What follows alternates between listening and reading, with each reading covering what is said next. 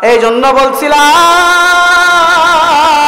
গুনাহ করিয়া যদি কবরের মধ্যে যাও, আল্লাহ ডাক দিয়ে বলবেন যে ইয়াউমা তুকাল্লাবু ওজুহুহুম ফিন্নার ইয়াকুলুনা ইয়া লাইতানা আতা'না আল্লাহ ওয়া আতা'না আর-রাসূলা ওয়া ক্বালু রাব্বানা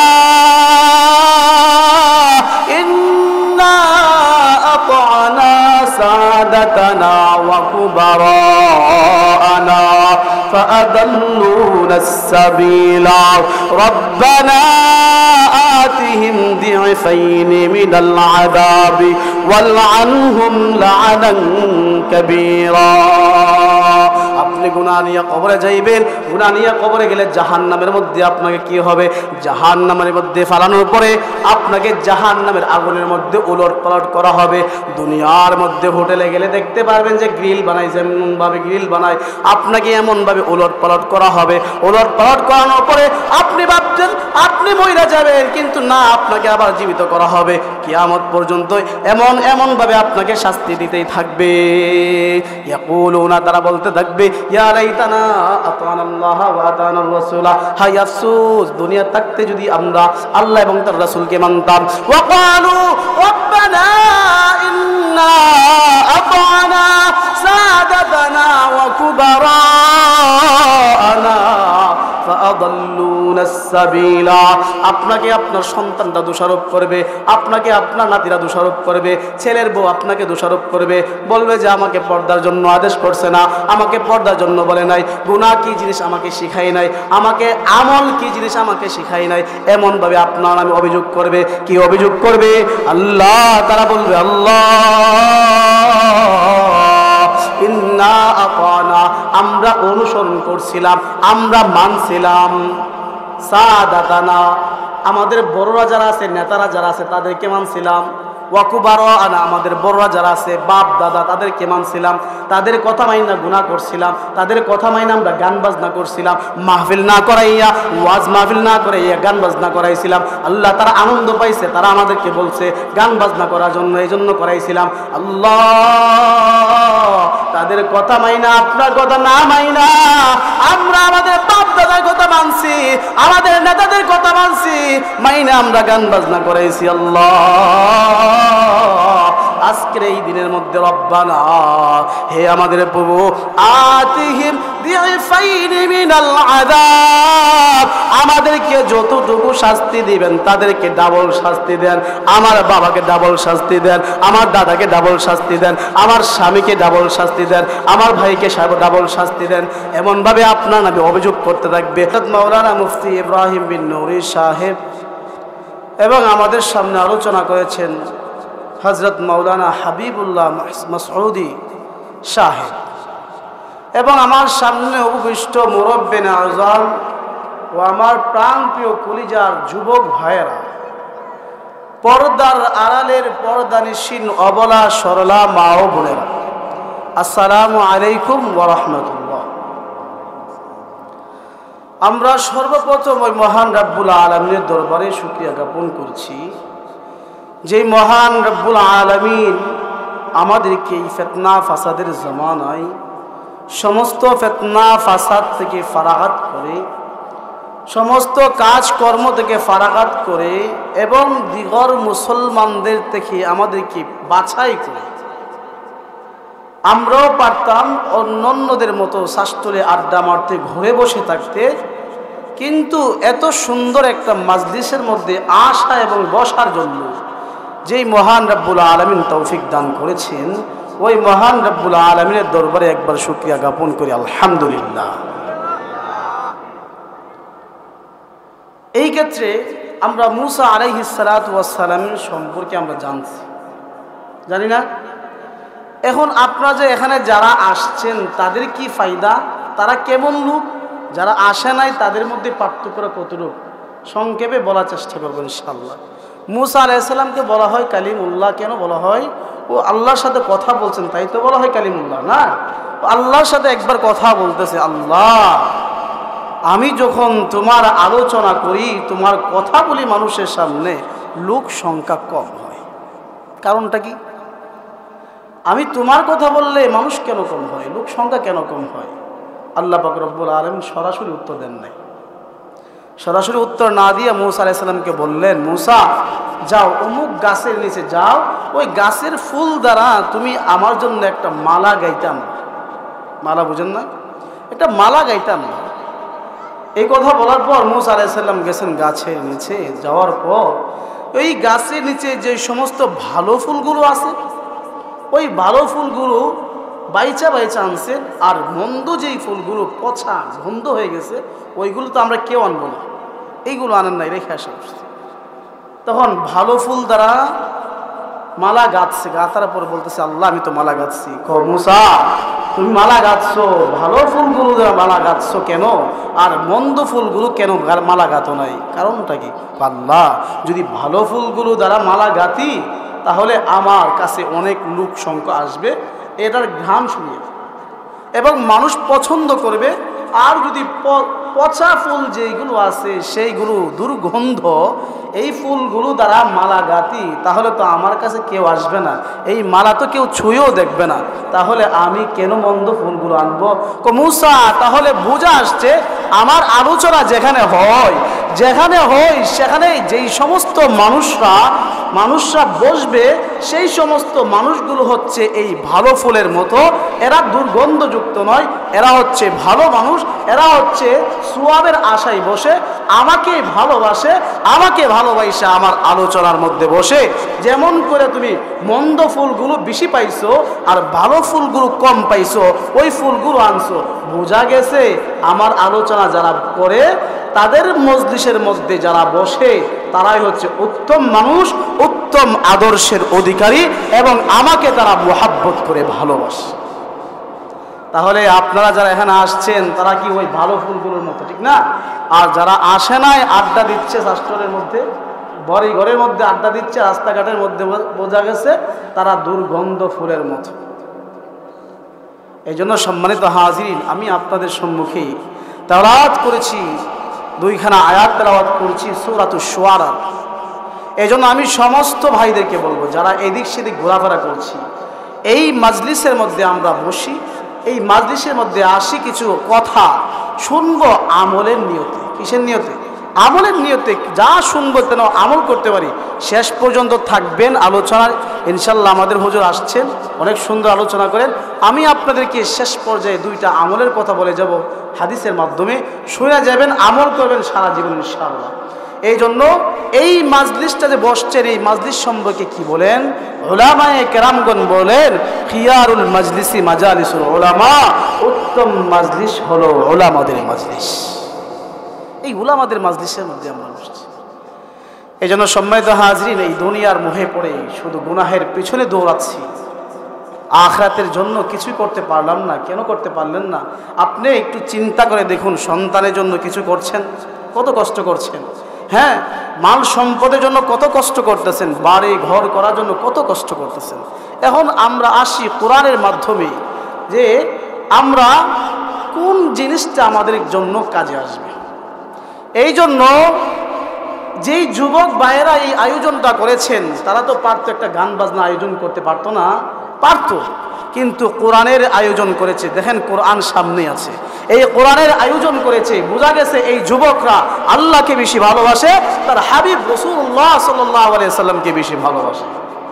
এই যুবকরা, এই মাহফিলটা যদি আপনাদের একদিন ওসিলা হয়ে দাঁড়ায়, আপনি তো বলতে পারবেন যে আমি এই মাহফিলের মধ্যে 1 টাকা দান করেছিলাম। এই 1 টাকাও তো আপনার জীবনের জন্য পণ হয়ে দাঁড়াতে পারে। এই 1 টাকাই আপনার জান্নাতে যাওয়ার জন্য যথেষ্ট হইতে পারে। আল্লাহ দিনই কাজে একটা টাকা দান করেছি। আমি এই মাজলিসের মধ্যে বসছিলাম, একটা আমলের কথা শুনছিলাম, আমলটা আমি করছি, এটা আপনার জান্নাতে যাওয়ার জন্য ওসিলা হয়ে দাঁড়াতে পারে। সম্মানিত হাজিরিন, এই জন্য আমি তেলাওয়াত করেছিলাম, ইয়াউমা লা ইয়ানফাউ মালু ওয়ালা বানুন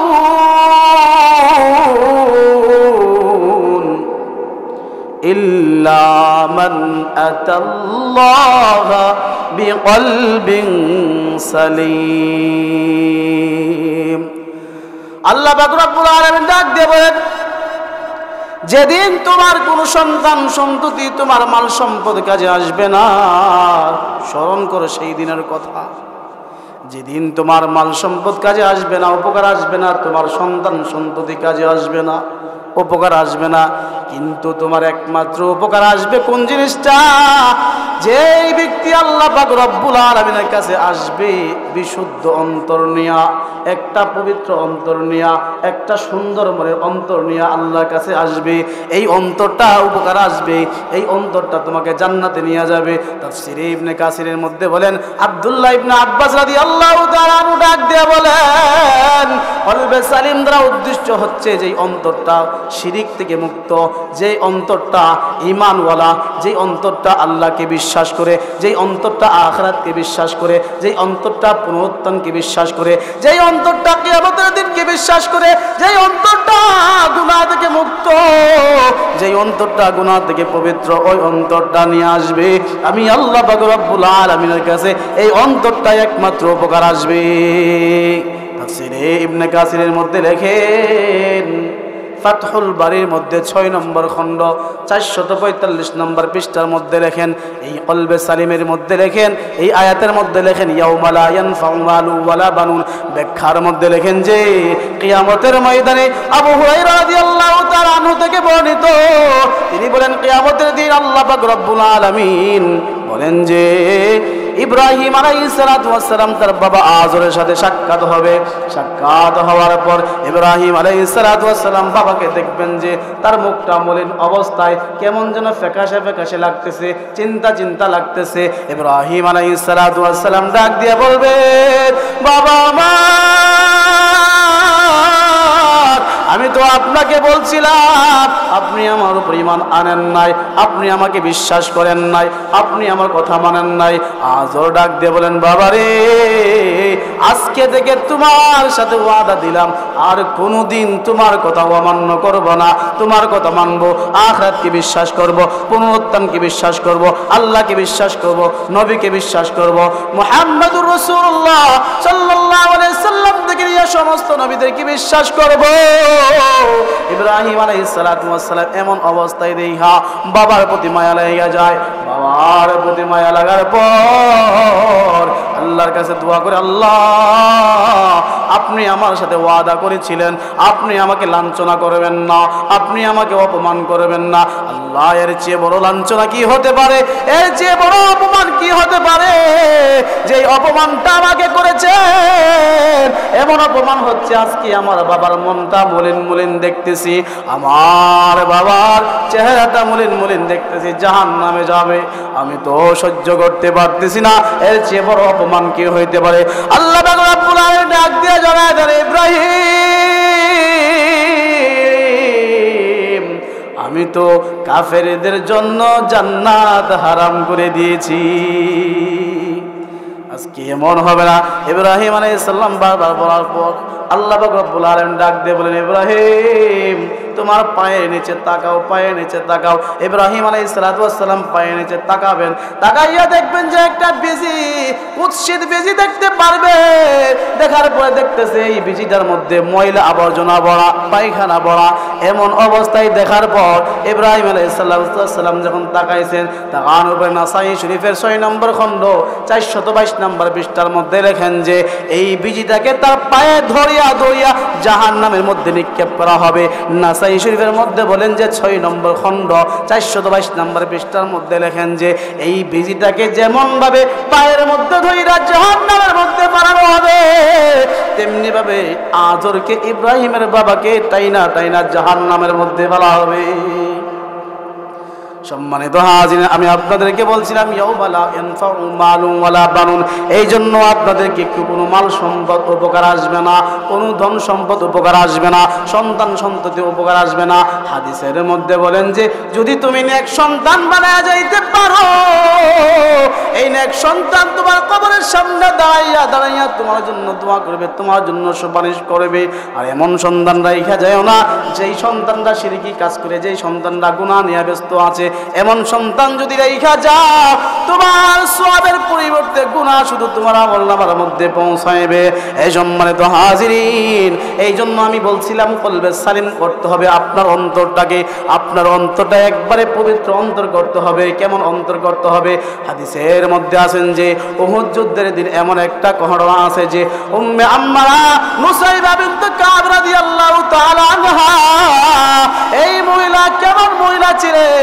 উহুদ যুদ্ধের সময় মুসলমানদেরকে পানি সংগ্রহ করে দিতেন, পানি আইনা দিতেন, পানি নিয়ে সেবা করতেন। যুদ্ধ যারা করতেন তাদেরকে পানি পান করাইতেন, কাদের মধ্যে মুশকিল লইয়া বা জলপাত্র হাতের মধ্যে নিয়া এমনভাবে খেদমত করতেন, সেবা শুশ্রূষা করতেন। করার পর উম্মে জানা আয়েশা রাদিয়াল্লাহু তাআলা আনহার সাথে এমন করে যখন সেবা শুশ্রূষা করতেন, হঠাৎ করে কানের মধ্যে আওয়াজ আসলো যে নবীজি সাল্লাল্লাহু আলাইহি ওয়াসাল্লামকে কাফের মুশরিকরা আক্রমণ করছে। এমন কথা শোনার পর কাদের মুশক ফালাইয়া জলপত্র মাটির মধ্যে ফালাইয়া দৌড়াইতেছেন আল্লাহ নবীর কাছে সাল্লাল্লাহু আলাইহি ওয়াসাল্লামের কাছে গেলেন।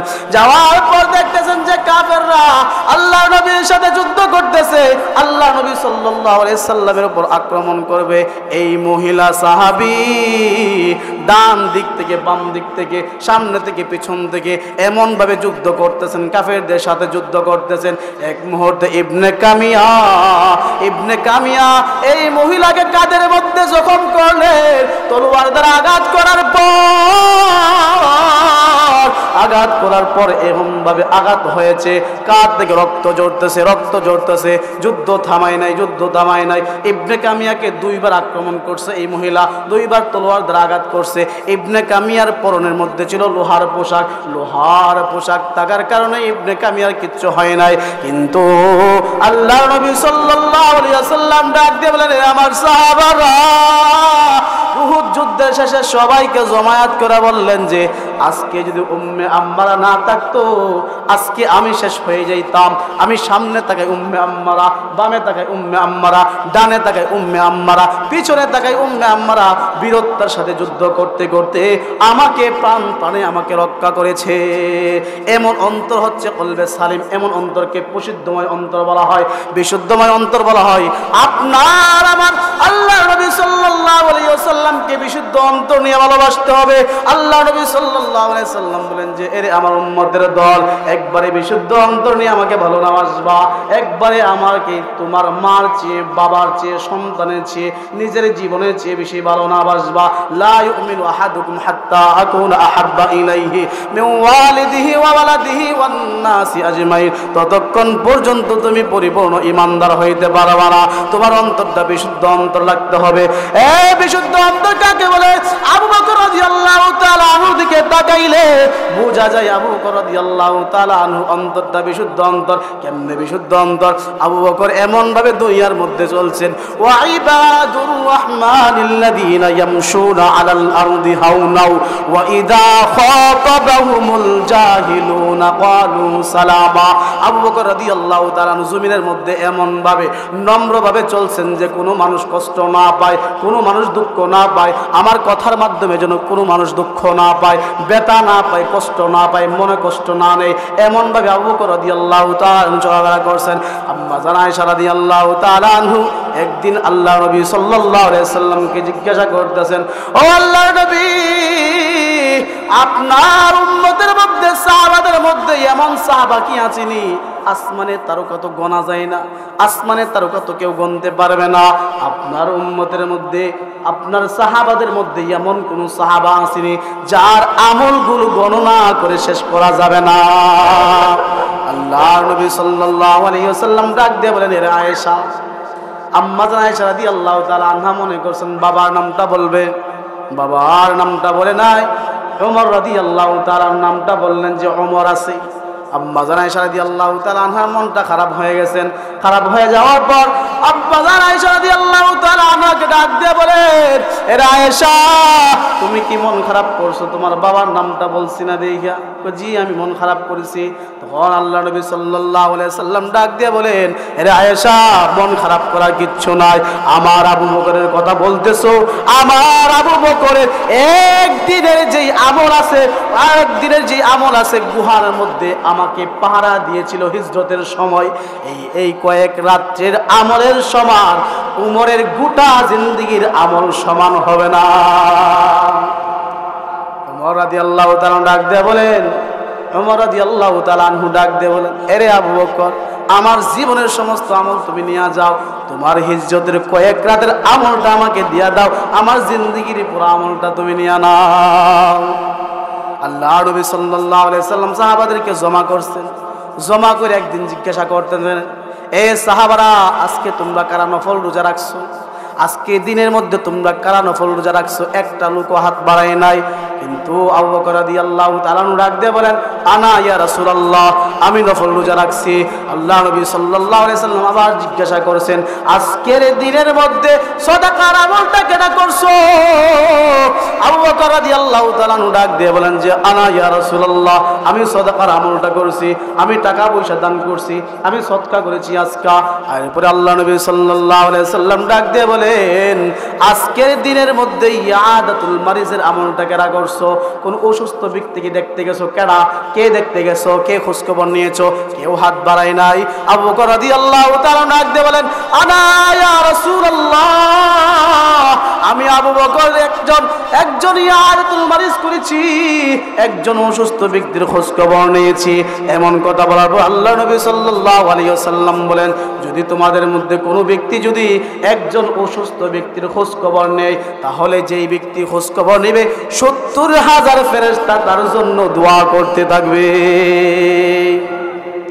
কিয়ামতের দিন আল্লাহ তাআলা বলবেন, বান্দারে, আমি অসুস্থ ছিলাম, তুমি আমাকে দেখাশোনা করো নাই, তুমি আমাকে দেখাশোনা করো নাই, আমার খোঁজখবর নেও নাই। বান্দা ডাক দিয়ে বলে, আল্লাহ, আপনি কোন সময় অসুস্থ ছিলেন? আপনি তো কোন সময় অসুস্থ ছিলেন না। আল্লাহ পাক রব্বুল আলামিন ডাক দিয়ে বলবেন যে, তোমার পাশের অমুক ব্যক্তি অসুস্থ ছিল, তুমি খোঁজখবর নেও নাই, ওই ব্যক্তির খোঁজখবর নিলে তুমি আমার খোঁজখবর নেওয়া হইতো। যেহেতু তুমি খোঁজখবর নেও নাই, বোঝা গেছে তুমি আমারও খোঁজখবর নেও নাই। আমার বাবা, আমার তেলাওয়াত করছিলাম, ইয়াউমা লা ইয়ানফাউ মালুন ওয়ালা বানুন ইল্লা মান আতাল্লাহা বিকলবিন সালিম। আল্লাহ পাক রব্বুল আলামিনের কাছে প্রসিদ্ধ অন্তর, বিশুদ্ধ অন্তর, পবিত্র অন্তর নিয়ে যাবেন। নিয়ে গেলে এই প্রসিদ্ধ অন্তর এবং বিশুদ্ধ অন্তরটা আপনার উপকার আসবে। এই জন্য আবু বকর রাদিয়াল্লাহু তাআলা আনহু একদিন আল্লাহ নবী সাল্লাল্লাহু আলাইহি ওয়াসাল্লাম জিজ্ঞাসা করেন, এ আয়েশা, আজকে দিনের মধ্যে তোমার কি লাগবে আমাকে বলে দাও, আজকে দিনের মধ্যে তোমার কি লাগবে, যা চাইবে আমি তা দিব। আম্মা আয়েশা রাদিয়াল্লাহু তাআলা আনহা ডাক দিয়ে বলেন, আল্লাহ নবী, আমার কি লাগবে? আজকের দিনের মধ্যে আমি আমার বাবার সাথে পরামর্শ করব, আমার বাবার সাথে পরামর্শ করে আপনাকে জানাবো। এমন কথা বলার পর আল্লাহ নবী সাল্লাল্লাহু আলাইহি সাল্লাম ডাক দিয়ে বলেন, আয়েশা রে, যাও তোমার বাবার সাথে পরামর্শ করে নিয়ে আসো। আম্মা আয়েশা রাদিয়াল্লাহু তাআলা আনহা ডাক দিয়ে বলেন, আমি যাচ্ছি। যাওয়ার পর আবু বকর রাদিয়াল্লাহু তাআলা আনহুকে ডাক দিয়ে বলেন, বাবা আমার, আল্লাহ নবী সাল্লাল্লাহু আলাইহি সাল্লাম আজকের দিনের মধ্যে আমাকে বলছেন যে আজকের দিনে আমি কি চাই, আমি যা চাইবো তা দিবেন, আমি আজকে কি চাইতে পারি? আবু বকর রাদিয়াল্লাহু তাআলা আনহু ডাক দিয়ে বলেন যে, এরে আয়েশা, আমি তোমাকে বলতে পারি, আমি তোমাকে বলবো, কিন্তু একটা শর্ত আছে। শর্তটা কি? আল্লাহ নবী যা বলবে সর্বপ্রথম তুমি আমাকে এই কথাটা বলতে হবে। এই কথা বলার পর আম্মা জান আয়েশা বলেন যে, ঠিক আছে, আমি সেই কথাটা সর্বপ্রথম আপনাকে বলবো।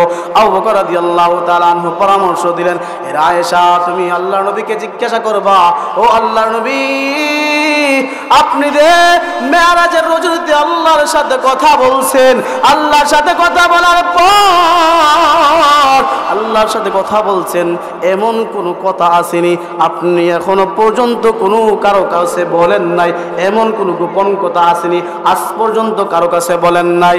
এমন কথা থাকলে আজকে আপনি আমাকে এমন কথা বলতে পারেন। এই কথা বলার পর আল্লাহ নবী সাল্লাল্লাহু আলাইহি সাল্লাম ডাক দিয়ে বলেন, আমি জানতাম আবু বকর এমন একটা কথা বলবে, আবু বকর কোনো ধন সম্পদের পাগল নয়। আমি আপনি হইলে পাহাড় পরিমাণ স্বর্ণ চাইতাম, পাহাড় পরিমাণ টাকা চাইতাম। এখনের নারী হইলে, এখনের স্ত্রী হইলে বলতো যে আমাকে এক জোড়া জেওয়ার বানায় দাও, আমাকে স্বর্ণ কিনা দাও, আমাকে এমন এমন জিনিস কিনা দাও, আমাকে এমন এমন টাকা দিয়ে দাও, এমন কিছু আবদার করতো। কিন্তু আম্মা জান আয়েশা রাদিয়াল্লাহু তাআলা আনহুকে বলেন যে, আম্মা জান আয়েশাকে বলেন যে, আবু বকর জানতাম আমার আবু বকর কোনো কিচ্ছুর প্রতি লোভ নাই, আমার আবু বকর শুধু আমল খুঁজে, কোন জায়গার মধ্যে আমল পাইবে এমন আমলটা খুঁজে। কেন জানুনি? আবু বকরের অন্তরটা হচ্ছে বিশুদ্ধ অন্তর, কলবে সালিম, যেটা শান্তিময় একটা অন্তর, এমন একটা অন্তর। এই জন্য তো আল্লাহ পাক রব্বুল আলামিন ডাক দিয়ে বলেন যে, ইয়া আইয়াতুহান নাফসুল মুতমাইন্না ইরজিই ইলা রাব্বিকি রাদিয়াতাম মারদিয়া ফাদখুলি ফি ইবাদি ওয়াদখুলি জান্নাতি। আপনার অন্তরটা যদি বিশুদ্ধ অন্তর হয়, আপনার অন্তরটা যদি পবিত্র অন্তর হয়, কলবে সালিম হয়, শান্তিময় একটা অন্তর হয়, যেই অন্তরটা আমল করতে মজা লাগে, যেই অন্তরটা আমল করতে ভালো লাগে, গুনাহ করতে ভালো লাগে না। আল্লাহ নবী বলেন, ইদা সাররাতকা হাসানাতুকা, যখন তোমার কোনো গুনাহের কাজটা তোমাকে কষ্ট দেয়, হাইরে আমি গুনাহটা করে ফেললাম, ওয়াসাআতকা সাইয়্যাতুকা, যখন তোমার কোনো ভালো আমলটা তোমাকে আনন্দ দেয়, একটা ভালো আমল করছেন আপনার অন্তরের মধ্যে ভালো লাগে, আপনার অন্তরের মধ্যে শান্তি লাগে। আর একটা আমল করছেন, গুনাহ করছেন, কিন্তু আপনার মজা লাগে না, ভালো লাগে না, আপনার কষ্ট লাগতেছে, তাহলে আপনি পরিপূর্ণ ঈমানদার, আপনার অন্তরটা কলবে সালিম, সুন্দর একটা অন্তর। এমন অন্তর নিয়ে যদি যাইতে পারেন, মৃত্যুর সময় আপনাকে ডাক দিবেন, ইয়া আইয়াতুহান নাফসুল মুতমাইন্না, আপনাকে নফসে মুতমাইন্না করে আপনাকে আহ্বান করবে, ডাক দিবেন। এই মুসলমানি বান্দা, আপনার জানতে হবে এখন আল্লাহ পাক রব্বুল আলামিন কোরআনে কারীমের মধ্যে কি বলেন। আপনার নফসটা যদি মুতমাইন্না হয়, আপনার স্থানটা ডাইরেক্ট আপনার জান্নাতে চলে যাবে। কিয়ামতের ময়দানে আপনার অন্তরটা যদি কলবে সালিম না হয়, আপনার আমল নামাটা আপনার ডান হাতে দেওয়া হবে না। আপনি আমল কইরা যাইবেন, আপনার অন্তরটা কলবে সালিম হবে, একটা সুন্দর অন্তর নিয়ে আল্লাহর কাছে বসবেন। فأما من أوتي كتابه بيمينه فسوف يحاسب حسابا يسيرا وينقلب إلى أهله مسرورا। আপনার অন্তরটা যদি সুন্দর একটা অন্তর হয়, গুনাহ না কইরা যাইতে পারেন, তাহলে আপনার আমল নামাগুলো আপনার ডান হাতে দেওয়া হবে, আপনার হিসাবটা সহজ গ্রহীত হইবে, সহজভাবে হিসাবটা হয়ে যাবে, হিসাব নিকাশ হয়ে যাবে, এবং আপনি আপনার আত্মীয় স্বজন বন্ধু বান্ধবের কাছে দেখাইবেন, এই দেখো দেখো আমার আমল নামাটা ভালো হয়েছে, আমার আমল নামাটা ভালো হয়েছে। আর যদি আপনি আমল না কইরা যদি দুনিয়া থেকে চলে যান, আপনার আমল নামাটা আপনার ডান হাতে দেওয়া হবে না। ও আম্মা মান উতিয়া কিতাবাহু ওয়ারা, থেকে দেখবেন, দেখা বলবেন যে এটা কেমন আমল নামা। মালি হাদাল কিতাব লা ইউগাদিরু সগীরাতান ওয়ালা কাবীরাতান ইল্লা আহসাহা। এই আল্লাহ, এটা কোন ধরনের কিতাব, এটা কোন ধরনের চিঠি, এটা কোন ধরনের আমল নামা, এটার মধ্যে যে একটা ছোট্ট থেকে একটা ছোট্ট গুনাহ ছাড়েন নাই, এই গুনাহ তো আমি করি নাই। এমন গুনাহ করেছেন যেই গুনাহ ছোট্ট, কিন্তু আপনার কাছে গুনাহ মনে হয়েছে না, আপনার কাছে গুনাহ মনে হয়েছে না, দেখে আপনি অবাক হয়ে যাবেন। আপনি অবাক হয়ে যাওয়ার পর আপনি বলবেন যে, আল্লাহ এই গুনাহ তো আমি করি নাই, আল্লাহ এই গুনাহ তো আমি করি নাই। আল্লাহ বলবেন, তুমি কি বিশ্বাস করতেছো না? তখন বলবেন যে কিরামান কাতিবিনকে ডাক দিবেন, এই কিরামান কাতিবিন তোমার আমল নামাটা পেশ করো। কিরামান কাতিবিনটা আমল নামা পাই টু পাই হিসাব দেয়া দিবেন। হিসাব দেওয়ার পর আফসোস করবেন, আল্লাহ আমাকে আরেকবার দুনিয়ার মধ্যে পাঠান, আল্লাহ আমি আর কোনোদিন গুনাহ করব না, আল্লাহ মসজিদ থেকে বের হইব না, আল্লাহ তাসবিহ পড়তে থাকবো, আল্লাহ কোনো আমল ছাড়বো না, আল্লাহ আমাকে এমন একটা সুযোগ দেন। আল্লাহ বলবেন যে আজকের দিনের মধ্যে আর কোনো সুযোগ নাই।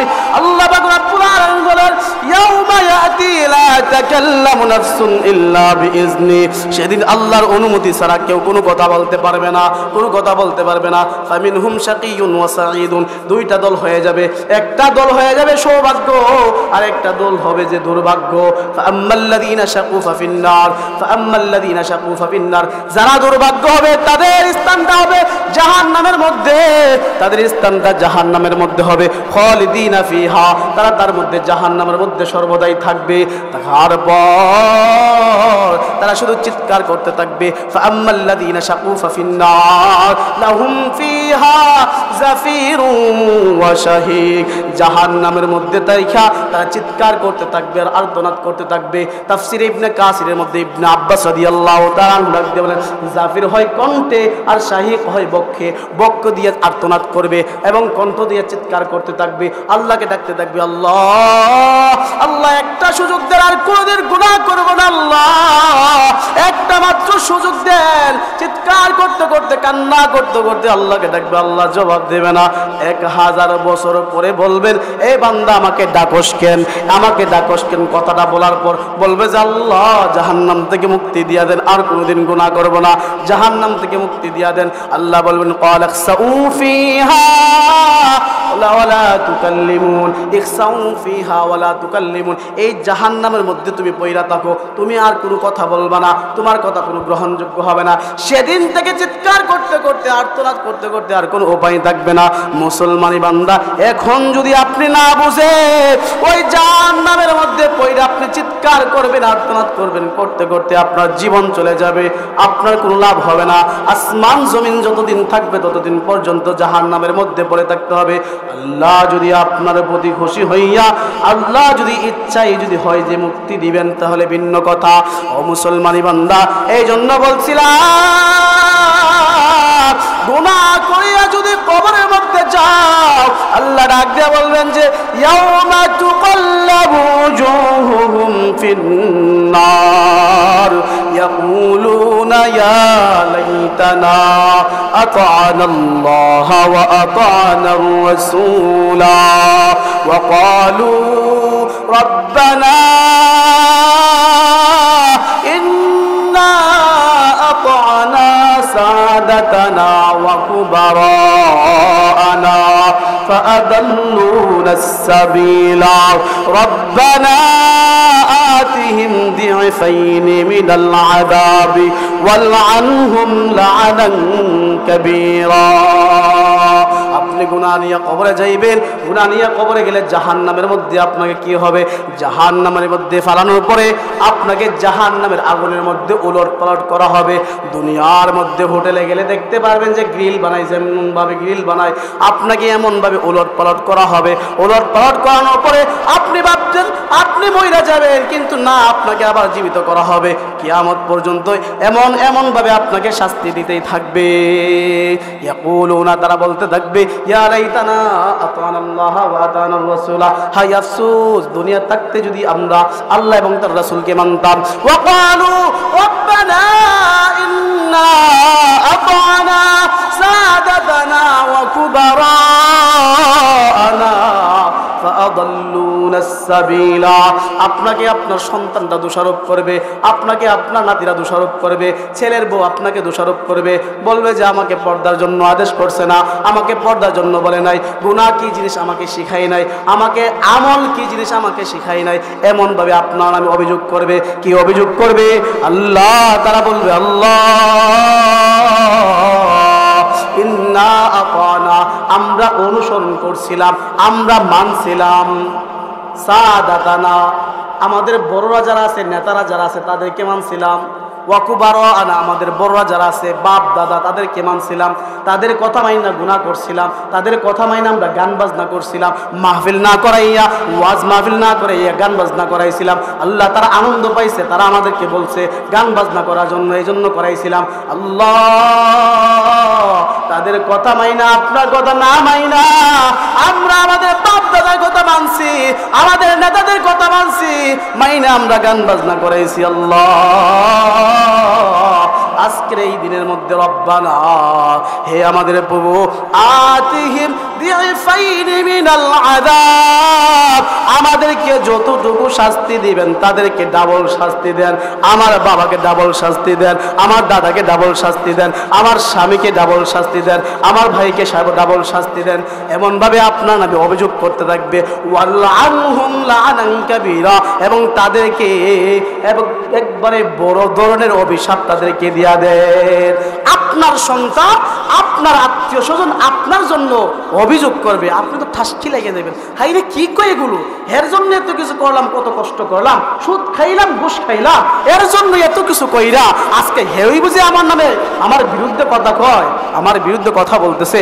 আপনার নামে তো প্রত্যেকটা বদ আমল, প্রত্যেকটা গুনাহ যে করছেন, আপনার হাত, আপনার নাক, আপনার চোখ, আপনার পা, আপনার অঙ্গ প্রত্যঙ্গ আপনার বিরুদ্ধে সাক্ষী দিবে। সাক্ষী দেওয়ার পর আপনি বলবেন, হাইরে আমার স্বাস্থ্যকে মোটা করার জন্য, আমার আঙ্গুলগুলোকে মোটা করার জন্য সুদ খাইছিলাম, এমনভাবে আমি চলাফেরা করছি, গুনাহের কাজ করছি, আজকে এরাই আমার নামে বিরুদ্ধে কথা কইতেছে, অভিযোগ করতেছে, কারণটা কি? তখন বলবে, এ আমার হাত, এ আমার পা, তোমরা কেন অভিযোগ করতেছো? দুনিয়াতে থাকতে না করতে পারছিল না, নিষেধ করতে পারছিলে না, আজকে কেন? এরা বলবে কি, দুনিয়াতে থাকতে তো কথা বলার বাকশক্তি, কথা বলার ক্ষমতা আমাদেরকে দেওয়া হয় নাই, আজকে আমাদের জবানটা খুলে গেছে, আজকে আমাদেরকে কথা বলার শক্তি দেওয়া হয়েছে, এই জন্য আজকে তোমার নামে পাই টু পাই আমি লিস্ট দিতেছি, আমার মাধ্যমে ঠিক তুমি কি গুনাহ করছো এই লিস্টগুলো আল্লাহর কাছে জমা দিয়েছি। এই জন্য সম্মানিত হাজির, যা করবেন বুঝা শোনা করতে হবে, যা করবেন বুঝা শোনা করতে হবে। কলবে সালিম বানান, আবু বকরের মতো তার অন্তরটা যেমন ছিল তেমন বানান। এমন একটা অন্তর বানাইছেন যে একজন আলেম ছিল না, একজন লোক, নাম হচ্ছে হাজ্জাজ আবেদ। নাম কি? হাজ্জাজ আবেদ। সে কিন্তু কোনো আলেম ছিল না, বড় ধরনের কোনো আলেম ছিল না। কি ছিল? একজন গরিব মানুষ ছিল, এবং সে কি ক্ষেত খামারে কাজ করতো, কাজকর্ম করতো, আর শুধু ইবাদত করতো, মসজিদে গিয়ে 5 ওয়াক্ত নামাজ পড়তো। এই গ্রামের একজন মানুষ, গ্রামের একজন মানুষ। তখন দেখেন এই গ্রামের মানুষটা কত বড় আল্লাহর ওলি হয়, হাজ্জাজ আবেদ। হাজ্জাজ আবেদ তার যেই মহল্লার মধ্যে তার আমলের কথা যাই না যেত মানুষ, যে হাজ্জাজ আবেদ বড় ইবাদতকারী, আবেদ মানে কি? ইবাদতকারী, সে আল্লাহর ওলি, সে এলাকায় আর থাকতো না। মানুষ আমাকে দেখে ফেলবে, আমার রিয়া বেড়ে যাবে, আমার লোক দেখানো বেড়ে যাবে, আমি আমার রিয়া অহংকার বশত আমি আমার আমল বাড়াবো, এটা হতে পারে না। এই জন্য এই গ্রাম থেকে অন্য গ্রামে চলে যেত।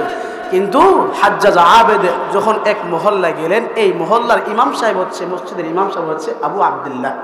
নাম কি? আবু আবদুল্লাহ। মসজিদে ইমামের কাছে গেছেন এক সময় জোহরের নামাজের পরে। এই মসজিদের ইমাম, ও আমার মসজিদের হুজুর, আপনি যে কোরআন শরীফটা তেলাওয়াত করেন, এই কোরআন শরীফটা আমাকে দেয়া দেন। এই ইমাম সাহেব, আপনি যে কোরআন শরীফটা বলেন, এই কোরআন শরীফটা আমাকে একটু দেন, আমি কোরআন শরীফটা একটু তেলাওয়াত করব। ইমাম সাহেবের কাছে যদি কোনো মুসল্লি কিচ্ছু চায়, ইমাম সাহেব কি না করতে পারে? আর কিছুই তো চাই না, আমার কোরআন শরীফটা চাইছে। এই জন্য ইমাম সাহেব আবু আবদুল্লাহ তার কোরআন শরীফটা দিয়ে দিয়েছেন। দেওয়ার পরে বাসায় গেছেন, বাসায় একটা ভাঙ্গাচোরা ঝুপড়ি ঘর, এই ঘরের মধ্যে যাওয়ার পর কোরআন তেলাওয়াত করতেছেন। আসরের নামাজ হয়ে গেল, মসজিদের মধ্যে আসে না হাজ্জাজ আবেদ। মাগরিবের আযান হয়ে গেল, মাগরিবের নামাজ শেষ হয়ে গেলে কিন্তু সে মসজিদের মধ্যে আসে না। এশারের নামাজ হয়ে গেল, এশারের সময়ও আসে না। একজন নিয়মিত 5 ওয়াক্ত মুসল্লি যদি 5 ওয়াক্ত নামাজ পড়ে ইমাম সাহেবের পিছনে, আপনারা বুঝবেন না, ইমাম সাহেবরা বুঝে যে 1 ওয়াক্ত নামাজের মধ্যে যদি সেই মুসল্লি না আসে, ইমাম সাহেব বারবার খুঁজতে থাকে, আমার মুসল্লিটা কোথায়, আমার মুসল্লিটা কোথায়। এশারের নামাজ পড়ার পর, অনেকক্ষণ পড়ার পর, তখন এই ইমাম সাহেব চলে গেলেন, তার বাড়ির মধ্যে চলে গেলেন। বাড়ির মধ্যে যাইয়া দেখেন ভিতর দিয়ে লাগানোর পর দরজাটা ভাঙ্গা চূড়া একটা দরজা, দরজার মধ্যে আঘাত করলেন, আঘাত করার পর দরজাটা ভেঙে গেছে। ভেঙে যাওয়ার পরে ভিতরের মধ্যে ঢুকছে, ভিতরের মধ্যে ঢোকার পর চাইয়া দেখেন এমন একটা সুন্দর দৃশ্য। এই হাজ্জাজ আবেদ আমার কাছ থেকে এই কোরআন শরীফটা নিয়েছিল, এই কোরআন শরীফটা দেখলাম যে তার বুকের মধ্যে রাখা, এমনভাবে রাখা, বাচ্চাকে যখন মা ঘুম পাড়ায় বুকে নিয়ে ঘুমাই যেমন করে জড়াইয়া ধরে তেমনি ভাবে এই হাজ্জাজ আবেদ ইমাম সাহেবের কোরআন শরীফটা বুকের মধ্যে ধারণ কইরা বুকের মধ্যে নিয়া ঘুমায় রইছে, ইন্তেকাল হয়ে গেছে, দুনিয়া থেকে চলে গেছেন, চোখ খুলতেছেন না। এমন চিত্র দেখার পর যখন দেখতেছে যে শরীরের মধ্যে একটা ভালো পোশাক নাই, কি দ্বারা দাফন দিবে, তার টাকা পয়সাও নাই, কিচ্ছু নাই, কি দ্বারা দাফন দিবেন, দাফন কি করে কাফন পড়াবেন? তখন ইমাম সাহেব নিয়ত করছে আমার পাঞ্জাবি, সাদা পাঞ্জাবি আছে, আমার পাগড়ি আছে, পাগড়ি দিয়া তাকে দাফন কইরা জানাজা পড়া দাফন কইরা দিব। এই নিয়ত করার পর কিছুক্ষণ পর আসমান থেকে একটা আওয়াজ আসছে। এক কুড়ার মধ্যে যাইয়া দেখেন যে তার খাটের নিচে দুইটা কাপড় পরা, এই দুইটা কাপড় থেকে সাদা কাপড় পরা, এত সুঘ্রাণ, এত সুন্দর গন্ধ আসতেছে, যেমন করে এই ইমাম সাহেব বলতেছে যে আমি মনে করলাম যে জান্নাতের কোনো ঘ্রাণ আসতেছে। মাগরিবে নামাজের পরে, এশারে নামাজের পর খোঁজ খবর নেওয়ার পর তাকে গোসল করাইলেন। গোসল করানোর পর ফজরে নামাজ পড়া জানাজা পড়বেন, জানাজা পড়া দাফন করবেন। এমন মুহূর্তে ফজরে নামাজ পড়ছেন, ফজরে নামাজ পড়ার পর জানাজা পড়বেন, জানাজা পড়ার মুহূর্তে এমন একটা চিত্র ঘটছে। চারজন জমানার আল্লাহর ওয়ালি, মালিক ইবনে দিনার, মালিক ইবনে দিনার, সুনাবিহি, মুররি, হাবিব, এই চারজন আল্লাহর ওয়ালি তার জানাজার মধ্যে উপস্থিত। চারজনের বাড়ি চারটা এলাকায়, চারজন মসজিদে ইমাম। মালিক ইবনে দিনার তো এত বড় আল্লাহর ওয়ালি, জাহাজের মধ্যে চলতেছেন, পকেটের মধ্যে টাকা নাই। জাহাজওয়ালা মাঝি ডাক দিয়ে বলেন যে ভাড়া দাও, ভাড়া দাও। বলে যে ভাড়া তো আমার কাছে নাই, পকেটে হাত দিয়ে দেখে ভাড়া নাই। মাঝিওয়ালা মালিক ইবনে দিনার এত বড় আল্লাহর ওয়ালি, ঘাড়ের মধ্যে ধাক্কা দিয়ে ফালাইয়া দেবার ভাব। এমন করে বলার পর আল্লাহ কাছে বলতেছে, আল্লাহ আমি আর সহ্য করতে পারতেছি না, তার লাঞ্ছনা, তার অপমান সহ্য করতে পারতেছি না। আল্লাহ আপনি আমাকে এই অপমান থেকে বাঁচান। আল্লাহ পাক রব্বুল আলামিন তার দোয়া কবুল কইরা ওই জাহাজের সাথে চলতেছেন। বড় দুইটা মাছ, বড় কয়েকটা মাছ, তার মুখের মধ্যে, মাছের মুখের মধ্যে দিনার নিয়া, টাকা নিয়া বলতেছেন যে মালিক, এই মালিক ইবনে দিনার টাকা নাও, টাকা নাও। মাত্র ভাড়া যত টাকা ছিল এতটা দিনার নিয়া, 3 দিনার নিয়া ওই মাঝিকে 3 দিনার দিয়া মাছকে বলতেছে আমার আর কিচ্ছু দরকার নাই, টাকা দরকার নাই, নিয়ে নাও। আমি আপনি হইলে সমস্ত মাছের টাকা পকেটে ভরতাম। মালিক ইবনে দিনারের টাকার প্রতি লোভ নাই। এই মালিক ইবনে দিনার জানাজার নামাজের মধ্যে উপস্থিত। আবু আব্দুল্লাহ ডাক দিয়ে বলছেন, হে মালিক ইবনে দিনার, আপনি কেমনে জানেন যে হাজ্জাজ আবেদ মারা গেছে? আপনি কেমনে জানেন? আপনার চারজন আল্লাহর ওলি জানাজার নামাজে কেমনে শরীক হইলেন? আমরা ঘুমাইছিলাম, ঘুমানোর মুহূর্তে আল্লাহ পাক রব্বুল আলামিন আমাদেরকে স্বপ্নে দেখাইছেন যে অমুক এলাকার মধ্যে আমার এক বান্দা আছে, আমাকে বেশি ভালোবাসে, তার নামটা হচ্ছে হাজ্জাজ আবেদ। আজকে এই রাত্রের মধ্যে মারা গেছে, মারা যাওয়ার পর আজকে এই রাত্রের মধ্যে মারা গেছে, তোমরা যাও, যাইয়া তার জানাজার নামাজের মধ্যে শরীক হইবা। এই শুনে রাখো, তার কিন্তু কাফনের কাপড় নাই। চারজন আল্লাহর ওলি কাফনের কাপড় নিয়ে গেছেন। কাফনের কাপড় নিয়ে যাওয়ার পর, কাফনের কাপড় নিয়ে যাওয়ার পর আবু আব্দুল্লাহকে বলতেছেন, এ আবু আব্দুল্লাহ, আমরা কাফনের কাপড় নিয়ে আসলাম, পরাইয়া দাও। না না, এমন একটা ঘটনা ঘটে গেছে, জান্নাত থেকে আল্লাহ পাক রব্বুল আলামিন এই হাজ্জাজ আবেদের জন্য পোশাক পাঠায় দিয়েছেন। আবু আব্দুল্লাহকে বলে, আবু আব্দুল্লাহ, তার চেহারাটা একটু খুইলা দাও, আমি একটু দেখবো। মালিক ইবনে দিনার বলতেছে, ডাক দিয়ে বলতেছেন যে মালিক ইবনে দিনার তার কাপড়টা খুইলা চেহারার মধ্যে 2টা চুমু দিলেন। চুমু দেওয়ার পর ডাক দিয়ে বলতেছেন, এই হাজ্জাজ আবেদ, এই হাজ্জাজ আবেদ জান্নাতের মধ্যে কিন্তু আমাদের থইয়া যাইস না। হাজ্জাজ আবেদকে বলে জান্নাতের মধ্যে আমাদের রাইখা যায় না। এটা হচ্ছে এদের অন্তরটা হচ্ছে বিশুদ্ধ অন্তর, সুন্দর অন্তর, পবিত্র অন্তর। এমন অন্তর আমার করা চাই, আমার আপনার অন্তরটা এমনভাবে করা চায় তার মৃত্যুটা কত সুন্দর হয়েছে, কোরআন শরীফ বুকে নেওয়া হয়েছে। আপনারা কোনোদিন দোয়া করছেন, আল্লাহুম্মা ইন্না নাসআলুকা হুসনাল মাউত, আল্লাহ সুন্দর একটা মৃত্যু দাও আমাকে। আল্লাহুম্মা গফির লানা ক্বাবলাল মাউত ওয়ারহামনা ইনদাল মাউত ওয়ালা তুআযযিবনা বা'দাল মাউত ওয়ালা তুহাসিবনা ইয়াওমাল কিয়ামাহ ইন্নাকা আলা কুল্লি শাইইন কাদির। দোয়া করছেন? দোয়া তো করেন, এসব দোয়া তো করা দরকার। আল্লাহুম্মা গফির লানা ক্বাবলাল মাউত, ও আল্লাহ মৃত্যুর আগে আমার গুনাহ ক্ষমা করে দাও। ওয়ারহামনা ইনদাল মাউত, মৃত্যুর সময় আমার উপর রহম ডাইলা দাও। ওয়ালা তুহাসিবনা ইয়াওমাল কিয়ামাহ, কিয়ামতের দিন আমার কাছে হিসাব নিও না। ইন্নাকা আলা কুল্লি শাইইন কাদির, আল্লাহ তুমি তো সব কিছু অধিকারী, সব কিছুর মালিক তো তুমি।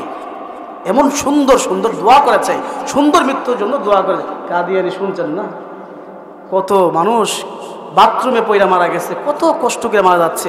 আপনার মৃত্যুর জন্য তো এরকম করা দরকার, কোরআন শরীফ চায়া দরকার, তো বুকের মধ্যে নেওয়া দরকার, মাঝে মাঝে পড়ার দরকার, নামাজের পর পড়ার দরকার। এই জন্য সম্মানিত হাজিরিন, আপনার অন্তরটা আমার অন্তরটা বিশুদ্ধ অন্তর করতে হবে। আবু বকরের অন্তরটা যেমন, হাজ্জাজ আবেদের অন্তরটা যেমন, এমন অন্তর করতে হবে। আস ইবনে আমর একজন সাহাবে, আমর ইবনে আস। এই আমর ইবনে আসের অন্তরটা কেমন সুন্দর অন্তর, একটু চাইয়া দেখেন। জেরুজালেমের মধ্যে মুসলমান এবং খ্রিস্টানরা যুদ্ধ লাগছে। যুদ্ধ লাগার পর জেরুজালেম রে, এরা তো খ্রিস্টান, এই খ্রিস্টানরা একটা চৌরাস্তার মধ্যে একটা মূর্তি বানাইছে, ঈসা আলাইহিস সালামকে বানায় রাখছেন। বানানোর পর তারা নিজ হাতে ঈসা আলাইহিস সালাম মূর্তি বানাইয়া তার নাকটা ভাঙিয়ে ফেলছে। নাকটা ভাঙিয়ে ফেলার পর দোষ দিতেছেন যে মুসলমানরা ভাঙছে। মুসলমানরা কেন ভাঙলো? মুসলমানরা যেহেতু তা আমাদের মূর্তির নাক ভাঙছে, আমরা মুসলমানদের নাক ভেঙে দিব। এমন কথা বলার পর বলতেছেন যে মুসলমানরা আমাদের মূর্তির নাক ভাঙছে, এই জন্য মুহাম্মদের একটা মূর্তি বানাইব, মূর্তি বানাইয়া চৌরাস্তার মধ্যে রাখবো, রাইখা মুহাম্মদের নাকটা আমরা ভেঙে ফেলবো। এমন কথা বলার পর কিন্তু আমর ইবনে আস কিন্তু সহ্য করতে পারে নাই। আমার নবীকে এত বড় অপমান করবে, আমি নবীকে বেশি ভালোবাসি, আমি সহ্য করতে পারবো না, আমার নবীকে অপমান করবে। প্রকৃত মুসলমান, প্রকৃত আশিক রাসূল কখনো সহ্য করতে পারবে না। এমন কথা বলার পর ডাক দিয়ে বলেন, আমর ইবনে আস ডাক দিয়ে বলেন যে আপনারা আমার নবীর মূর্তি বানাইয়া নাক ভাঙবেন না, আমি আমর ইবনে আসের নাকটা আপনারা ভেঙে ফেলুন, কিন্তু আমার নবীকে অপমান করবেন না, আমি সহ্য করতে পারবো না। একটা দিন তারিখ ঠিক করছেন, ঠিক করার পর বলতেছেন অমুক তারিখের মধ্যে আমর ইবনে আসের নাকটা ভেঙে ফেলা হবে, কেটে ফেলা হবে। এমন একটা মুহূর্ত আসার পর রায় হয়ে গেছে। নাকটা যখন ভাঙতে যাইবে, এমন মুহূর্তে আমর ইবনে আস ডাক দিয়া ফুফায়া কান্না করতেছেন, চোখ ভিজিয়ে পানি পড়তেছেন, কান্না করতেছেন, ঝুড়ে কান্না করতেছেন। এখন জেরুজালেমের লোকেরা ডাক দিয়ে বলতেছেন, তোমাদের নবীর জন্য একটা নাক মাত্র দিতেছো, এটা তুমি সহ্য করতে পারতেছো না, এমন ভাবে বাচ্চাদের মতো কান্না করতেছো, এটা কোন ধরনের ভালোবাসা? আমর ইবনে আস ডাক দিয়ে বলেন যে হে জেরুজালেমের লোকেরা, আমি তো এই জন্য কান্দি না, আমি একমাত্র কান্দি কি কারণে? আমি একমাত্র কান্দিছি কত সাহাবায়ে কেরাম আবু বকর থেকে নিয়া নবীর জন্য কত কিছু করেছেন। সাদ রাদিয়াল্লাহু তাআলা আনহু, আবু উবাইদা ইবনে জাররাহ রাদিয়াল্লাহু তাআলা আনহু, কত সাহাবীরা, হামজা থেকে নিয়া হামজা রাদিয়াল্লাহু তাআলা আনহু থেকে নিয়া কত সাহাবীরা নিজের জীবন বিলিয়ে দিয়েছেন। আমি কিয়ামতের ময়দানে আমি কি উত্তর দিব? আমি কি বলবো? আল্লাহ, আমার নবীর জন্য আমি কি নবীকে এই কথা বলবো, নবী আমার আপনার জন্য জীবন দিতে পারি নাই, আপনার জন্য মাত্র আমার একটা নাক দান করেছি, এমন একটা উত্তর দিতে পারবো? আমি তো বলতে পারবো না, নবী আমার আপনার জন্য আমার জীবনটা দিয়ে দিয়েছি, আমার জীবনের চেয়ে তো আমি আপনাকে বেশি ভালোবাসছিলাম। এই কথা বলার পর এমন একটা ঈমান দীপ্ত, এমন একটা ঈমান দেখার পর যেই খ্রিস্টানটা তাদের নিজেদের মূর্তির নাক ভেঙেছিল, ওই খ্রিস্টানরা দাঁড়ায় গেছেন। যখন আমর ইবনে আসের নাকটা কাটতে গেছেন, ভাঙতে গেছেন, খ্রিস্টানরা দূর থেকে দাঁড়ায় গেছেন, দাঁড়ায়া বলতেছেন যে তোমরা শুনো, আমর ইবনে আস আমাদের খ্রিস্টান ঈসা আলাইহিস সালামের মূর্তির নাক ভাঙে নাই, আমি নিজ হাতে ভেঙেছি, এই জন্য আমর ইবনে আসকে তোমরা আর শাস্তি দিও না, তার নাকটা ভাঙার দরকার নাই। সাথে সাথে এমন চিত্র দেখার পর হাজার হাজার খ্রিস্টান মুসলমান হয়ে গেছে, হাজার হাজার খ্রিস্টান মুসলমান হয়ে গেছে। কেমন ইমান, এত সুন্দর ইমান! আমার আপনার ইমানটা কত বড়! কচু পাতার মধ্যে পানি রাখলে দেখেন নিজে টলমঙ্কিরা পড়া যায়। আমাদের ইমানটা বর্তমান হচ্ছে এমন ইমান যে কেউ যদি, কোনো ব্যক্তি যদি 5,000 টাকা দেয়, ইমানটাকে সুন্দর করে বিক্রি করে দেয়। কাহিনী শুনছেন না? রংপুর দিনাজপুরে কাহিনী, খ্রিস্টান হয়ে গেছে, শুনছেন না? 5,000 টাকার বিনিময়ে ইমান বিক্রি করে দেয়, আর এরা তাদের জীবন বিলিয়ে দেয়, জীবন বিলিয়ে দেয়। সম্মানিত হাজরিন, এখানে যারা বসছেন, আপনাদের অন্তরটা পবিত্র করতে চান কিনা? পবিত্র করতে চান কিনা? এখন আলোচনা থেকে বুঝতে পারলাম ইমানটাকে পবিত্র করতে হবে, কলবে সালিম, সুন্দর একটা অন্তর নিয়ে আল্লাহর কাছে যেতে হবে। শুনবেন তো? আমি 2টা হাদিস বলবো, আমল করবেন তো ইনশাআল্লাহ? সব সময় আমল করার চেষ্টা করবেন। আজকে থেকে এমন একটা ওয়াদা নেন, আজকে এই মাহফিল থেকে কমপক্ষে 2টা আমল শিখে যাব, আর কোনোদিন এই আমলটা মিস দেব না। এই আমল ছোট্ট ছোট্ট আমল, আপনারা পারেন, আর যদি না পারেন শিখে নেবেন। ছোট্ট আমল। মেশকাত শরীফের 1522 নম্বর হাদিস। কয় নম্বর হাদিস? মেশকাত শরীফের 1522 নম্বর হাদিস।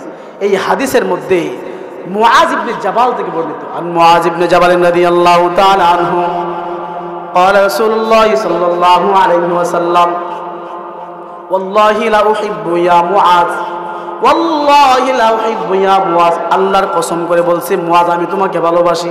কেন কয়? আল্লাহর নবী কাকে বলে? মুআজ ইবনে জাবালকে বলে, এ মুআজ আল্লাহর কসম করে বলছি আমি তোমাকে ভালোবাসি। 2বার বলছি।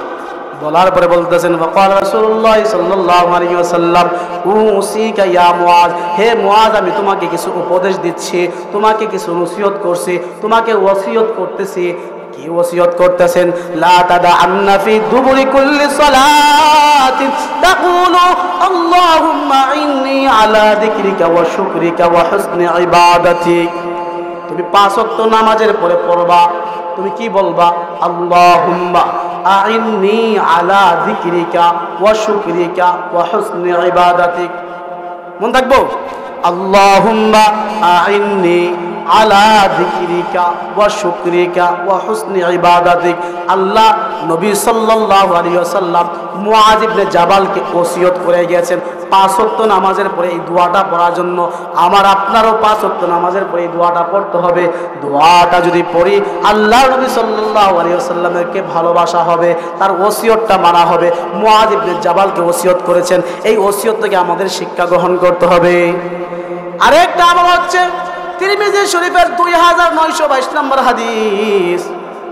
এই হাদিসের মধ্যে আল্লাহ নবী সাল্লাল্লাহু আলাইহি সাল্লাম বলেন, কোন ব্যক্তি যদি ফজরে নামাজের পর কিসের পর? কোন ব্যক্তি যদি ফজরে নামাজের পর আউযু বিল্লাহিস সামিউল আলিম মিনাশ শাইতানির রাজীম আউযু বিল্লাহিস সামিউল আলিম মিনাশ শাইতানির রাজীম أعوذ بالله السميع العليم من الشيطان الرجيم هو الله الذي لا إله إلا هو عالم الغيب والشهادة هو الرحمن الرحيم সূরা হাশরের 3 আয়াত পড়ি না? পারি না আমরা? এই সূরা হাশরের 3 আয়াত যদি কেউ পড়ে ফজরের নামাজ পড়া, যদি আউযু বিল্লাহিস সামিউল আলিম মিনাশ শাইতানির রাজীম 3বার পড়া সূরা হাশরের শেষ 3 আয়াত পড়ে, আল্লাহ নবী সাল্লাল্লাহু আলাইহি সাল্লাম বলেন যে এই ফজরের নামাজের পর থেকে সন্ধ্যা হওয়ার আগ পর্যন্ত 70,000 ফেরেশতা তার জন্য দোয়া করতে থাকে। এই ফজরের নামাজের পর থেকে সন্ধ্যার আগ পর্যন্ত যদি এই ব্যক্তি মারা যায় তাহলে সে ব্যক্তি শহীদি হিসেবে মারা যাইবেন। শহীদের কোনো হিসাব আছে? হ্যাঁ, শহীদের কোনো হিসাব আছে? বিনা হিসেবে আপনাকে জান্নাতে দিয়ে দিবেন, বিনা হিসেবে জান্নাতে দিয়ে দিবেন।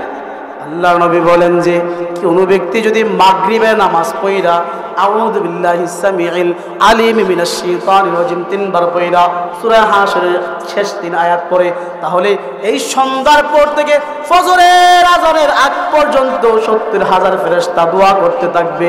এই মাগরিব থেকে নিয়ে ফজরের আগ পর্যন্ত যদি এই ব্যক্তিটা মারা যায় তাহলে সেই ব্যক্তিটা শহীদি হিসেবে মারা যাবে। ফজরের পরে যদি একবার পড়ি আর মাগরিবের পরে যদি একবার পড়ি, টেনশন আছে? টেনশন আছে আমাদের? টেনশন নাই তো।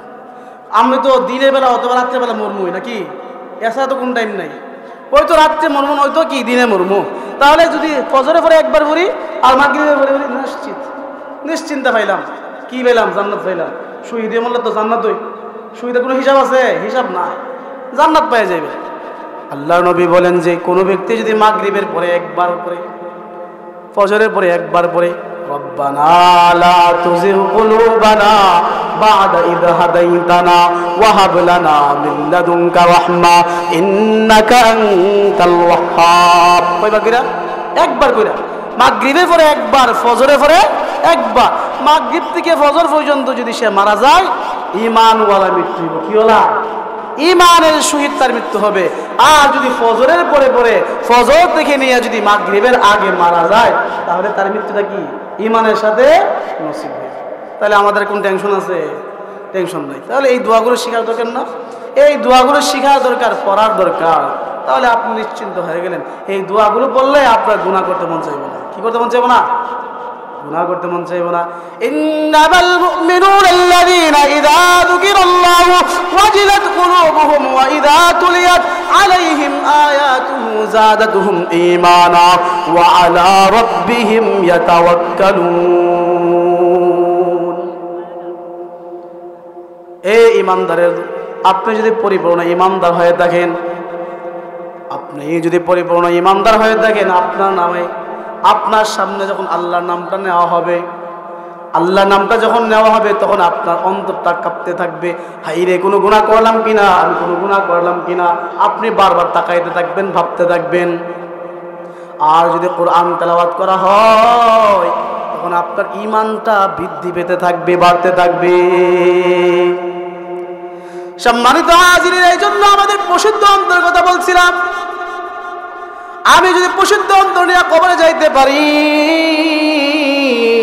তাহলে আমার কোনো চিন্তা থাকবে না, জান্নাতে যাওয়ার জন্য আমার কোনো চিন্তা থাকবে না। সম্মানিত হাজিরিন, এই জন্য আবু বকর রাদিয়াল্লাহু তাআলা আনহুর কথা বলছিলাম। আবু বকর রাদিয়াল্লাহু তাআলা আনহুর একটা ঘটনা শুনেন, একটা হাদিস শুনেন, ওয়াকিয়া শুনেন।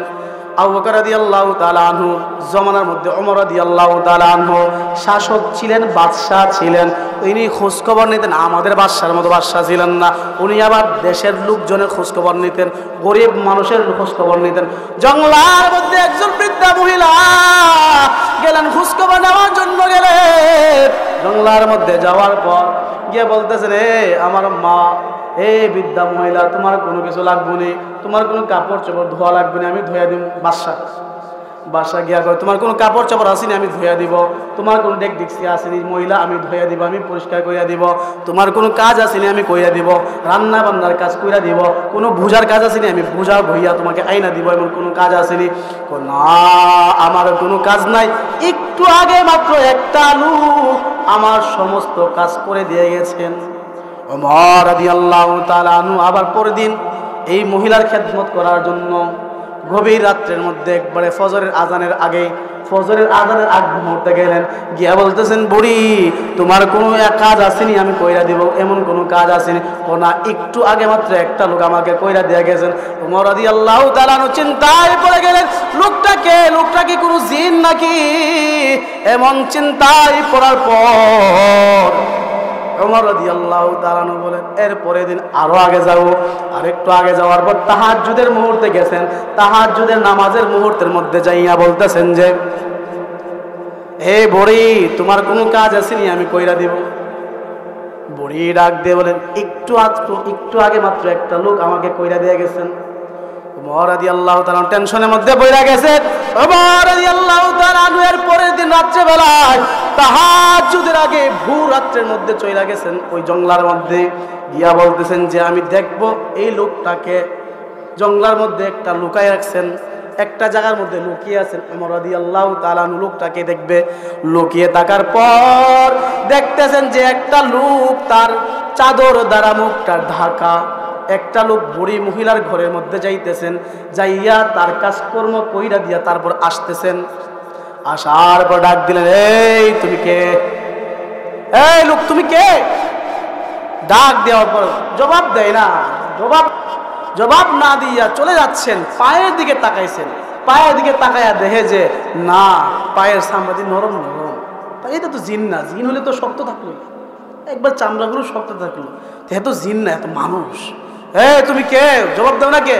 হ্যাঁ, তখন জবাব দেয় না। ওমর রাদিয়াল্লাহু তাআলা সামনে গেছেন, গিয়া তার চাদরটা খুলছেন। চাদরটা খুইলা দেখেন লোকটা কে?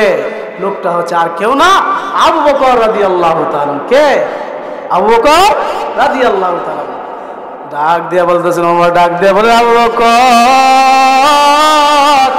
কোন আমলের দিক দিয়া কি তোমার আগে আমাকে যাইতে দিবা না? এই আমলটাও তুমি যাই না ফেলছো, এই আমলটাও তুমি যাই না ফেলছো। কথা দ্বারা আমি কি বোঝাতে যাচ্ছি? ওই যে মনে আছে নি, ওমর কি খুঁজে? আবু বকর আমল খুঁজে। কি খুঁজে? আবু বকর কি খুঁজে? আমল খুঁজে। কোন দিক দিয়ে আমল করা যাইব। আরেকটা হাদিস বলছিলাম মনে আছে নি, যে আজকের দিন নফল রোজা কে রাখছো? আবু বকর কয় আমি। সদকা কেডা করছো? আমি।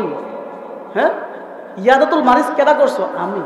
এরপরে আল্লাহ নবী বলেন, এ সাহাবায়ে কেরাম, আজকে দিনের মধ্যে কে আসো একজন মুসলমানের মুমিন ব্যক্তির জানাজা পড়ছো? কে বলছে? ওই যে মরুভূমির, মদিনার মরুভূমির মধ্যে একজন লোক মারা গেছে, মুমিন বান্দা মারা গেছে, কেউ জানে না, আল্লাহ নবী জানেন। আল্লাহ নবী জানেন যে আজকে কি একজন কি মুমিন ব্যক্তি মরুভূমির মধ্যে মারা গেছে, কেউ জানে না, কিন্তু আল্লাহ নবী জানেন, আর ওই এলাকার লোকগুলো জানেন। জানার পর এই মজমার মধ্যে আবু বকর হাত তুলছে, আল্লাহ নবী এই আমলটা আমি ছাড়ি নাই। আল্লাহ নবী ওই মরুভূমির মধ্যে এই লোকটার জানাজার নামাজ আমি পড়ে আসছি। একজন মুসলমান 5টা হক না? কয়টা হক? হ্যাঁ হ্যাঁ, হাক্কুল মুসলিমি আলাল মুসলিমি খামসুন, রাদ্দুস সালাম ওয়া ইয়াদাতুল মারিজ ওয়া ইত্তিবাউল জানাইজ ওয়া তাশমিতুল আতিস। ওই জানাজার নামাজে শরীক হওয়া কি একজন মুসলমান আরেকজন মুসলমানের কাছে এই আবু বকর যার জানাজার নামাজে শরীক হয়েছেন আর একজন শরীক হয়েছে না। এই মহল্লার মধ্যে এই মজমার মধ্যে আবু বকর কি ফার্স্ট? আবু বকর কি? যতটা প্রশ্ন করছে ততটার মধ্যে কি আনা ইয়া রাসূলুল্লাহ, আনা ইয়া রাসূলুল্লাহ। আবু বকরের উমরের সে কি, আবু বকর রাদিয়াল্লাহু তাআলা সে কেউ যাইতে পারছে আমাদের দিক দিয়া? কেউ যাইতে পারে নাই। বাবাজিরা এই জন্য তো বলতো, ওয়া ইবাদুর রাহমানিল্লাযীনা ইয়ামশুনা আলাল আরদি হাওনাও ওয়া ইযা খাতাবাহুমুল জাহিলুনা ক্বালু সালামা। আবু বকর রাস্তা দিয়ে হাঁটতেন আর নম্রভাবে হাঁটতেন, কেউ যেন কষ্ট না পায়, এমনভাবে কথা বলতেন কেউ যেন কষ্ট না পায়। মূর্খ লোক যদি কোনো কথা বলতো তখন সালামা বলতো, সালাম বলতো, এমন কথা বলতো। والذين يبيتون لربهم سجدا وقياما। ইবাদুর রহমান, রহমানের বান্দা কারা? আল্লাহর বান্দা কারা? যারা রাত্রি যাপন করে, রাত্র অতিক্রম করে সেজদার মাধ্যমে, সেজদা অবস্থায়, কিয়াম অবস্থায়, অর্থাৎ দাঁড়ায়া দাঁড়ায়া নামাজ পড়ে, তাহাজ্জুদের নামাজ পড়ে। আপনার মধ্যে আসেনি তাহাজ্জুদের নামাজ পড়ে? হ্যাঁ, আপনার বিবি আপনি আসেননি? করা দরকার তো, ইবাদুর রহমান হওয়ার দরকার না, আল্লাহর প্রকৃত বান্দা হওয়ার দরকার তো। সপ্তাহে না, আবার মাসে একবার পড়েন, বিবিকে নিয়ে পড়েন, বাচ্চা কাচ্চা নিয়ে পড়েন, বলেন না একটু তাহাজ্জুদের কথা, বলেন না একটু, বলেন। এই যে ইবাদুর রহমান আবু বকরের মতো হওয়া লাগবো না? আবু বকরের মতো তো আমার অন্তরটা হওয়া লাগবো।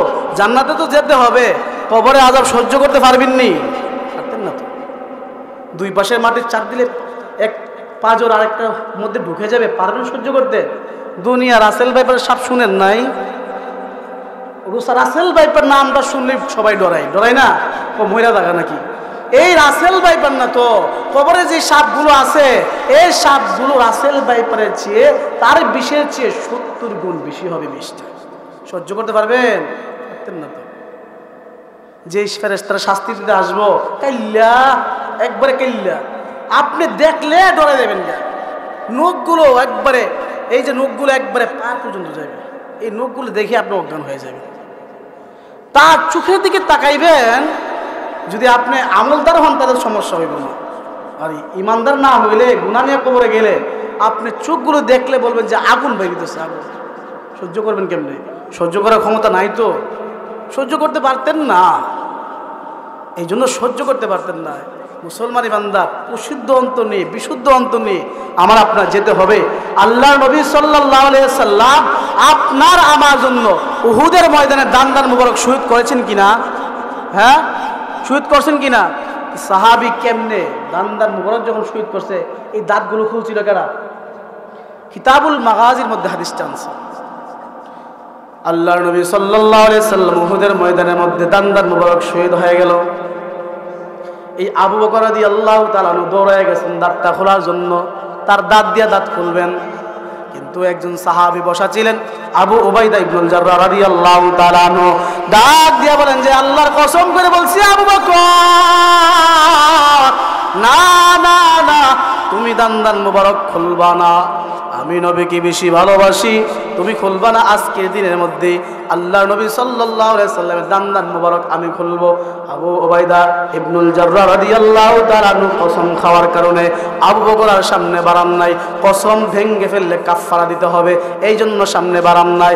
আবু উবাইদা ইবনুল জাররাহ রাদিয়াল্লাহু তাআলা আনহু আল্লাহ নবী সাল্লাল্লাহু আলাইহি ওয়াসাল্লামের কাছে গেলেন, গিয়া দাঁতের মধ্যে তার দাঁত দিয়ে কামড় দিলেন। অর্ধেক দাঁত ভাঙার দাঁত যখন কামড় দিলেন, কামড় দেওয়ার সাথে সাথে আবু উবাইদা ইবনুল জাররাহ রাদিয়াল্লাহু তাআলা দুইটা দাঁত ভেঙে পড়ে গেছে। পড়ে যাওয়ার সাথে সাথে তার রক্ত ঝরঝর করে পড়তেছে, মুখ থেকে পড়তেছে, এমন ভাবে রক্ত পড়তেছে, রক্ত থামতেছে না। তখন আবু বকর রাদিয়াল্লাহু তাআলা মায়া লেগে গেছে, এ আবু উবাইদা তুমি আর যাইও না, আরেকটা দাঁত বাকি আছে, ওই দাঁতটা আমি খুলবো। আল্লাহর নবী সাল্লাল্লাহু আলাইহি ওয়াসাল্লামের দাঁতটা খোলার জন্য আবু বকর পাগল পারা হয়ে গেছেন। আবু উবাইদা ইবনুল জাররাহ রাদিয়াল্লাহু তাআলা আনহু আবার কসম খাইছেন। কসম খাইয়া বলেন যে, এই আবু বকর, আল্লাহর কসম খাইয়া বলছি তুমি যাইবা না, আমাকে সুযোগ দাও, আমাকে সুযোগ দাও, আমি খুলবো।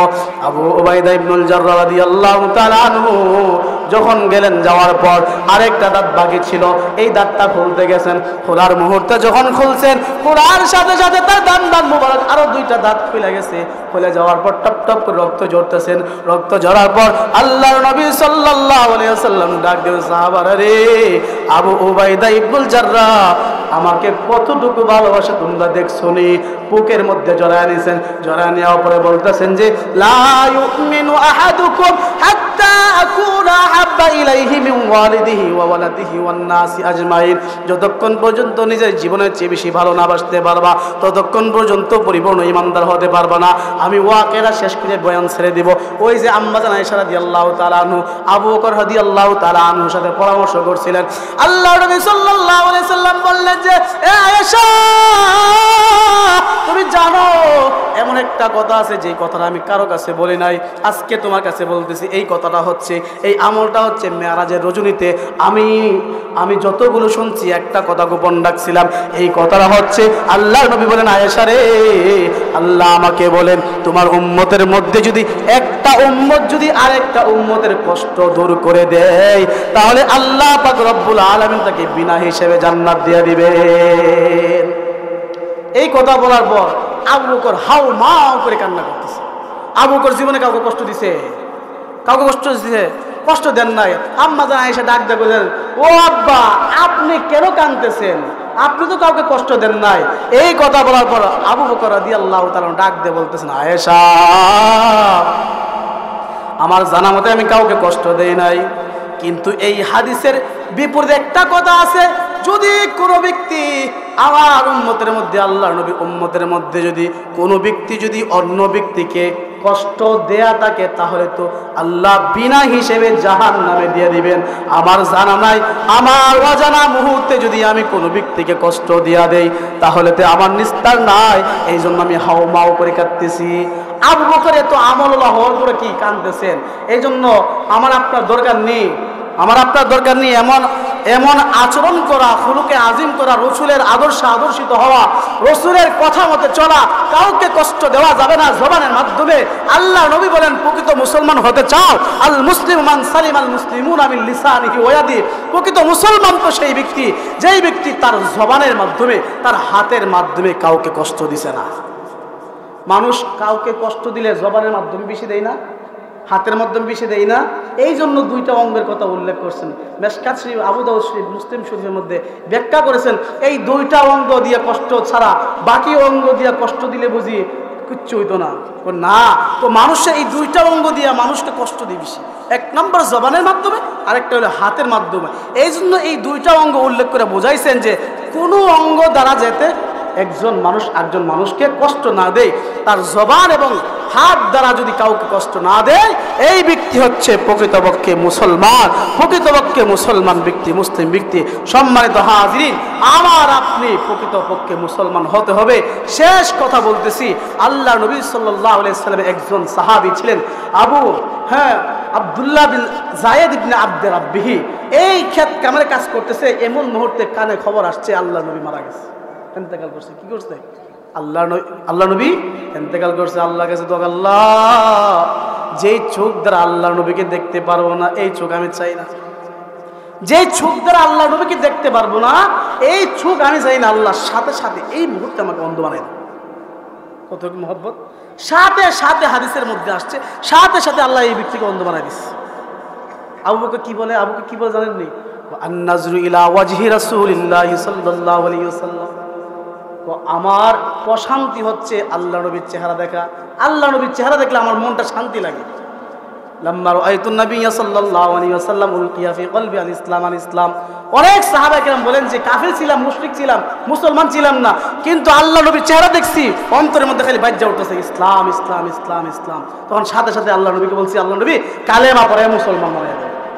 সম্মানিত হাজিরিন, যে কথাগুলো বললাম, আল্লাহ পাক রব্বুল আলামিন সর্বপ্রথম আমাকে আমল করার জন্য তৌফিক দান করুক এবং সাথে সাথে আপনাদেরকে আমল করার জন্য তৌফিক দান করুক।